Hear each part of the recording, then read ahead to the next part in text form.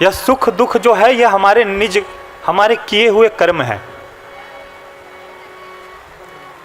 यदि हमारे कर्म में दुख भोगना है तो हम कहीं भी चले जाएं, कोई भी योजन कर ले, कोई भी प्रयत्न कर लें, हमें उसे भोगना ही है। देखिए, भगवान की भक्ति, एक प्रसंग मैं सुनाता हूं, महाभारत का प्रसंग है कि भीष्म जी कृष्ण जी से प्रश्न करते हैं, भीष्म जी कृष्ण जी से प्रश्न करते हैं कि मैं बाणों की सैया पर लेटा हूं और मुझे अपना 71 जन्म याद है, मैंने ऐसा कोई कृत्य नहीं किया, मैंने ऐसा कोई कृत्य नहीं किया कि जिसमें मुझे ऐसी जघन्य सजा मिले, तो प्रभु मैं ये क्यों भोग रहा हूं। कृष्ण जी बताते हैं कि देखिए, आपको 71 जन्म याद है, मैं आपको 72वां जन्म याद दिलाता हूं। उस 72वें जन्म में उन्होंने एक सांप को अधमरा करके कांटों के बीच में छोड़ दिया था। भीष्म को वह जन्म याद आती है और वह कृत्य उन्हें याद आता है। उन्होंने कहा कि प्रभु, तो फिर ये पाप जो है ये मेरे 71 जन्म में क्यों नहीं खत्म हुए। तो प्रभु ने कहा कि देखो, 71 जन्म तक तुमने कोई पाप किया ही नहीं, कोई पाप नहीं किया, खाली पुण्य ही अर्जित करते रह गए, तो पाप वाला अकाउंट चालू ही नहीं हुआ।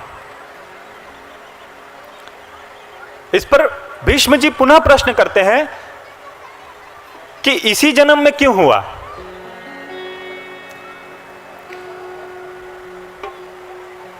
तो प्रभु बताते हैं कि इस जन्म में तुमने पाप किया। भीष्म जी बोलते हैं, प्रभु मैंने तो कोई पाप नहीं किया और जो भी हुआ मेरी प्रतिज्ञा के अधीन हुआ। यहां कृष्ण जी समझाते हैं कि देखिए, कोई भी प्रतिज्ञा कुल की मर्यादा, कुल की मान से बड़ी नहीं होती। यह सारे महाभारत का कारण ही आपकी प्रतिज्ञा है। मैंने भी प्रतिज्ञा की थी कि मैं शस्त्र नहीं उठाऊंगा, मैंने प्रतिज्ञा की थी कि मैं शस्त्र नहीं उठाऊंगा, लेकिन जब समय पड़ा तो मैंने वह प्रतिज्ञा तोड़ दी। हम प्रतिज्ञा कर लेते हैं अभिमानवश कि अब हम ऐसे ही रहेंगे, लेकिन हर समय एक जैसा नहीं रहता, और जो समय के अनुरूप कार्य नहीं करता वह अधर्म करता है। तुम्हारी प्रतिज्ञा के कारण जो पात्र है उसे राज नहीं मिला, तुम्हारी प्रतिज्ञा के कारण तुम्हारी कुलवधू भरे समाज में निर्वस्त्र हुई, तुम्हारी प्रतिज्ञा के कारण आज यह युद्ध हो रहा है और इसीलिए तुम्हें इसी जन्म में यह भोग मिल रहा है।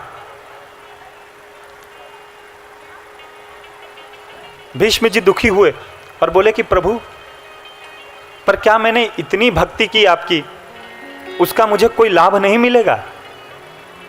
प्रभु ने कहा अवश्य मिलेगा। यह जो बाणों की सैया पर तुम सोए हो यह प्रतीकात्मक है, न तुम्हें भूख लगेगी, न प्यास लगेगी, न इसका दर्द होगा, और तुम हंसते हंसते ही इसे भोग लोगे। यह भक्ति का प्रभाव है। हम पूजा करते हैं, हम प्रभु की भक्ति करते हैं, तो यह भ्रम में मत रहिएगा कि हमारे कर्म फल नष्ट हो जाएंगे। हाँ, उन्हें सहने की हमें प्रभु शक्ति अवश्य देंगे। हमें लगेगा कि सब सहारा खत्म हो रहा है, पर बीच न बीच कहीं वह रहेंगे।